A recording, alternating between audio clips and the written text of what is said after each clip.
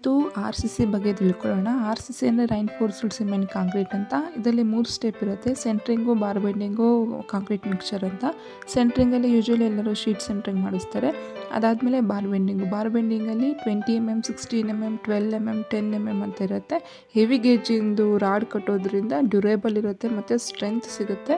ಇದಾದಮೇಲೆ concrete mixture ಅಂದರೆ 1 ಮೂಟೆ ಸಿಮೆಂಟಿಗೆ ಪುಟ್ಟಿ ಜಲ್ಲಿ 5 ಪುಟ್ಟಿ ಮರಳು. ಇಲ್ಲಿ ಮರಳಾದರೂ ಯೂಸ್ ಮಾಡ್ಬೋದು, ಎಮ್ಸಂಡ್ ಆದರೂ ಯೂಸ್ ಮಾಡ್ಬೋದು, ಬಟ್ ಮರಳು ಯೂಸ್ ಮಾಡಿದ್ರೆ ಒಳ್ಳೆಯದು. ಇಲ್ಲಿ ಸಿಮೆಂಟ್ ಬಂದುಬಿಟ್ಟು 43 ಗ್ರೇಡ್ ಮತ್ತು 53 ಗ್ರೇಡ್ ಅಂತಿರುತ್ತೆ.